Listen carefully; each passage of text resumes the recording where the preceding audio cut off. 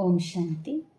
1 अगस्त 2025 की अनमोल मधुर महावाक्य। मीठे बच्चे, बाप को तुम बच्चे ही प्यारे हो। बाप तुम्हें ही सुधारने के लिए श्रीमत देते हैं। सदा ईश्वरीय मत पर चल, स्वयं को पवित्र बनाओ। प्रश्न: विश्व में शांति की स्थापना कब और किस विधि से होती है? उत्तर: तुम जानते हो, विश्व में शांति तो महाभारत लड़ाई के बाद ही होती है, लेकिन उसके लिए तुम्हें पहले से ही तैयार होना है। अपनी कर्मातीत अवस्था बनाने की मेहनत करनी है। सृष्टि के आदि मध्य अंत का ज्ञान सिमरण कर बाप की याद से संपूर्ण पावन बनना है। तब इस सृष्टि का परिवर्तन होगा। गीत: आज अंधेरे में है इंसान। ओम शांति। यह गीत है भक्ति मार्ग का गाया हुआ। कहते हैं हम अंधेरे में हैं, अब ज्ञान का तीसरा नेत्र दो। ज्ञान मांगते हैं ज्ञान सागर से, बाकी है अज्ञान। कहा जाता है कलयुग में सब अज्ञान की आसुरी नींद में सोए हुए कुंभकर्ण हैं। बाप कहते हैं ज्ञान तो बहुत ही सिंपल है। भक्ति मार्ग में कितने वेद शास्त्र आदि पढ़ते हैं, हठयोग करते हैं, गुरु आदि करते हैं। अब उन सबको छोड़ना पड़ता है, क्योंकि वह कभी राजयोग सिखला ना सके। बाप ही तो राजाई देंगे, मनुष्य को दे ना सके। परंतु उसके लिए ही सन्यासी कहते हैं कागविष्टा समान सुख है, क्योंकि खुद घर बार छोड़ भागते हैं। यह ज्ञान सिवाय ज्ञान सागर बाप की और कोई दे ना सके। यह राजयोग भगवान ही सिखलाते हैं। मनुष्य को पावन बना ना सके।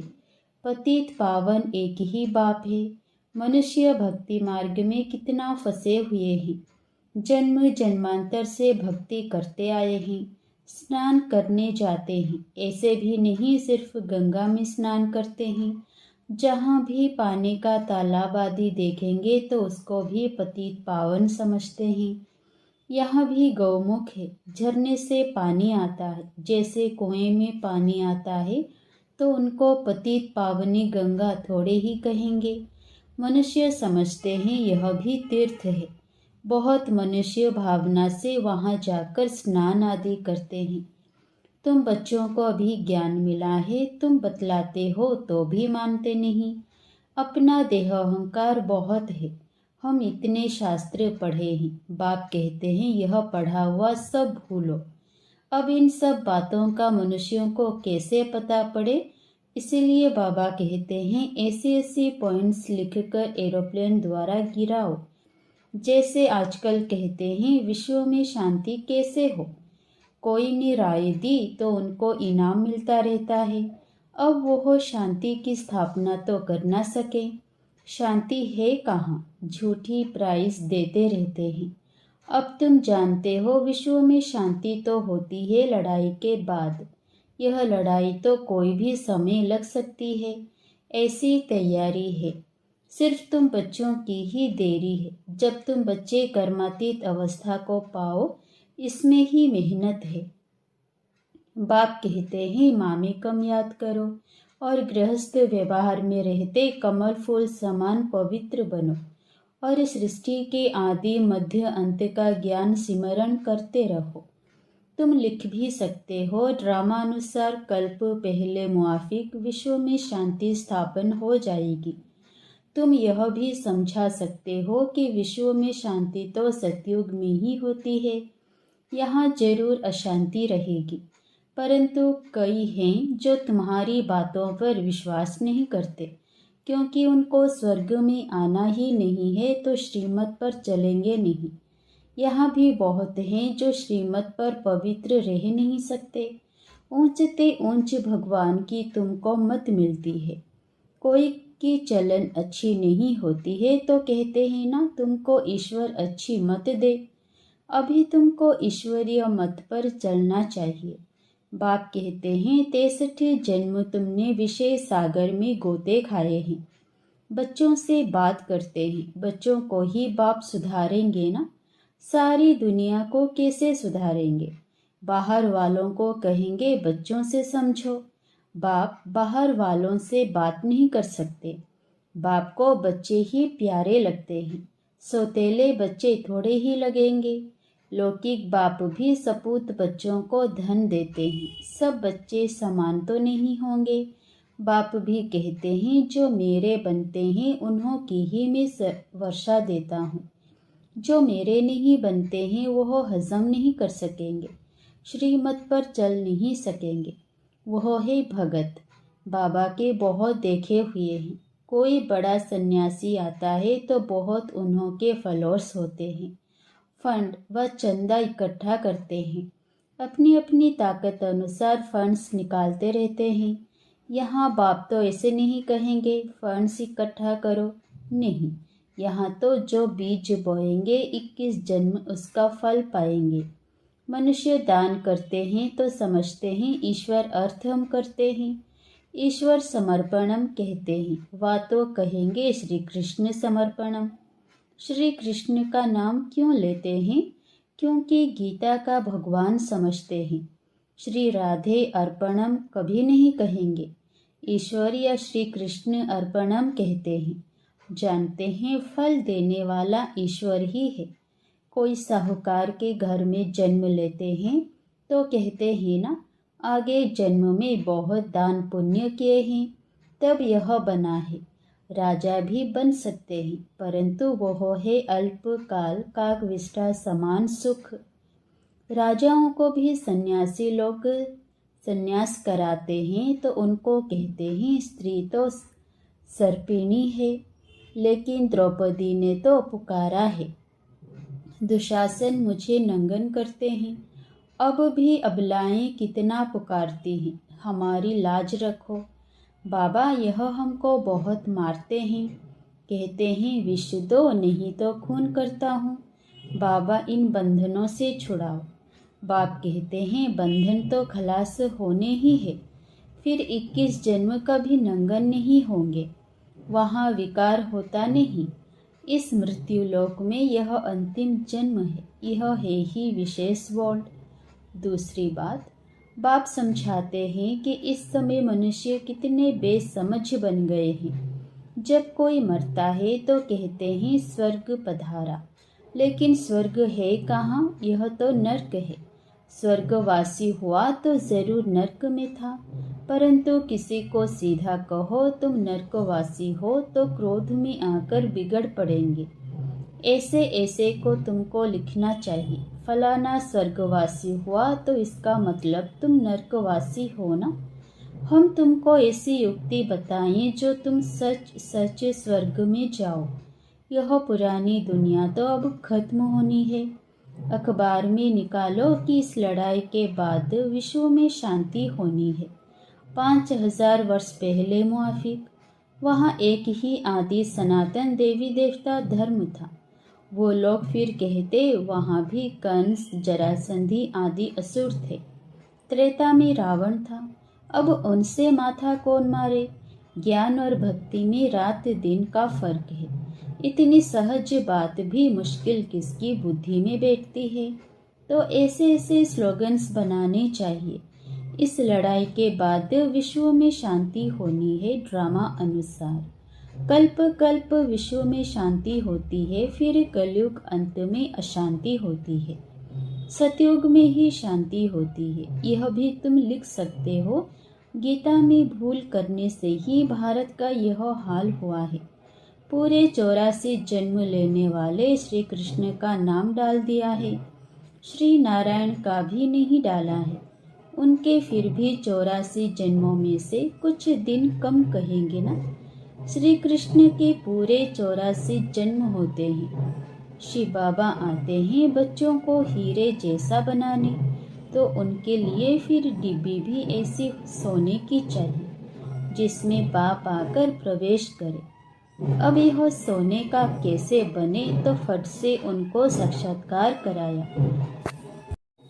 तुम तो विश्व के मालिक बनते हो। अब मामे कम याद करो, पवित्र बनो, तो झट पवित्र होने लग पड़े। पवित्र बनने बिगर तो ज्ञान की धारणा हो न सके। शेरनी के दूध लिए सोने का बर्तन चाहिए। यह ज्ञान तो है परमपिता परमात्मा का, इसको धारण करने के लिए भी सोने का बर्तन चाहिए, पवित्र चाहिए, तब धारणा हो। पवित्रता की प्रतिज्ञा करके फिर गिर पड़ते हैं तो योग की यात्रा ही खत्म हो जाती है, ज्ञान भी खत्म हो जाता है। किसी को कह ना सके भगवान उवाच काम महाशत्रु है, उनका तीर लगेगा नहीं, वो फिर कुकड़ ज्ञानी हो पड़ते। कोई भी विकार ना हो, रोज पोतामेल रखो। जैसे बाप सर्वशक्तिमान है वैसे माया भी सर्वशक्तिमान है। आधा कल्प रावण का राज्य चलता है, इन पर जीत बाप बिगर कोई पहना ना सके।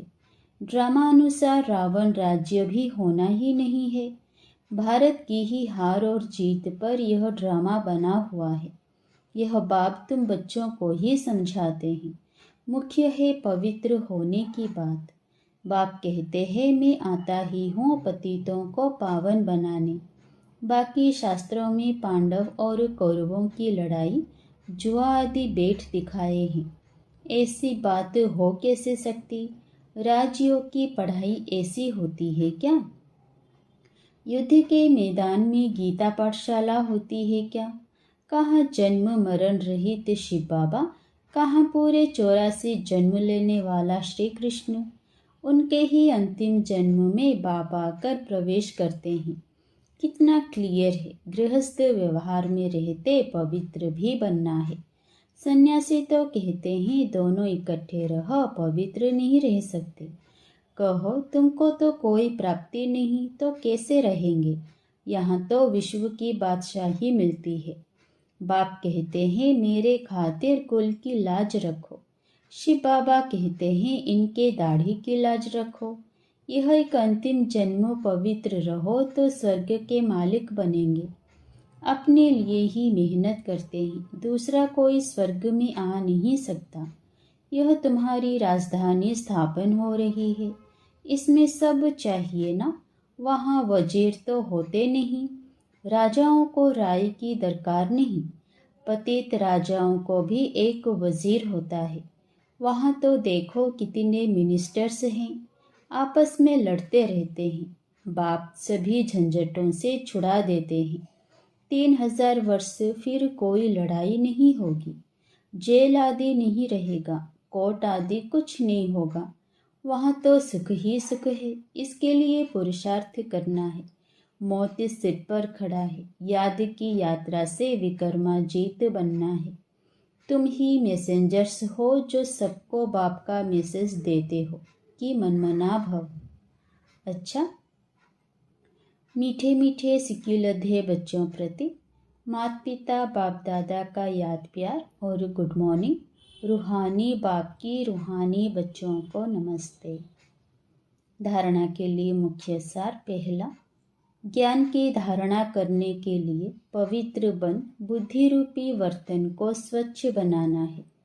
सिर्फ कुकड़ ज्ञानी नहीं बनना है। दूसरा, डायरेक्ट बाप के आगे अपना सब कुछ अर्पण कर श्रीमत पर चलकर 21 जन्मों के लिए राजाई पद लेना है। वरदान, हर शक्ति को कार्य में लगाकर वृद्धि करने वाले श्रेष्ठ धनवान व समझदार भव। समझदार बच्चे हर शक्ति को कार्य में लगाने की विधि जानते हैं। जो जितना शक्तियों को कार्य में लगाते हैं उतना उनकी वह शक्तियाँ वृद्धि को प्राप्त होती है। तो ऐसा ईश्वरीय बजट बनाओ जो विश्व की हर आत्मा आप द्वारा कुछ न कुछ प्राप्ति करके आपकी गुणगान करे। सभी को कुछ ना कुछ देना ही है, चाहे मुक्ति दो चाहे जीवन मुक्ति दो। ईश्वरीय बजट बनाकर सर्व शक्तियों की बचत कर जमा करो और जमा हुई शक्ति द्वारा सर्व आत्माओं को भिखारीपन से, दुख अशांति से मुक्त करो। स्लोगन, शुद्ध संकल्पों को अपने जीवन का अनमोल खजाना बना लो तो मालामाल बन जाएंगे। मातेश्वरी जी के अनमोल महावाक्य। अब विक्रम बनाने की कंपटीशन नहीं करनी है। पहले पहले तो अपने पास यह एम अवश्य रखनी है कि हमको किसी भी रीति से अपने विकारों को वश करना है, तभी ईश्वरीय सुख शांति में रह सकते हैं। अपना मुख्य पुरुषार्थ है खुद शांति में रहकर औरों को शांति में लाना। इसमें सहन शक्ति जरूर चाहिए। सारा अपने ऊपर मदार है। ऐसा नहीं कोई ने कुछ कहा तो अशांति में आ जाना चाहिए, नहीं। ज्ञान का पहला गुण है सहन शक्ति धारण करना। देखो, अज्ञान काल में कहते हैं भल कोई कितनी भी गाली देवे, ऐसे समझो कि मुझे कहाँ लगी। भल जिसने गाली दी वो खुद तो अशांति में आ गया, उन्हों का हिसाब किताब अपना बना। लेकिन हम भी अशांति में आए, कुछ कह दिया तो फिर हमारा विक्रम बनेगा। तो विक्रम बनाने की कंपटीशन नहीं करनी है। अपने को तो विक्रमों को भस्म करना है, ना कि बनाना है। ऐसे विक्रम तो जन्म जन्मांतर बनाते आए और दुख उठाते आए। कब तो नॉलेज मिल रही है, इन 5 विकारों को जीतो। विकारों का भी बड़ा प्रस्ताव व विस्तार है, बहुत सूक्ष्म रीति से आते हैं। कब ईर्ष्या आ जाती है तो सोचते हैं इसने ऐसा किया तो मैं क्यों ना करूं। यह है बड़ी भूल। अपने को तो अभूल बनाना है। अगर कोई ने कुछ कहा तो ऐसे समझो यह भी मेरी परीक्षा है, कितने तक मेरे अंदर सहन शक्ति है।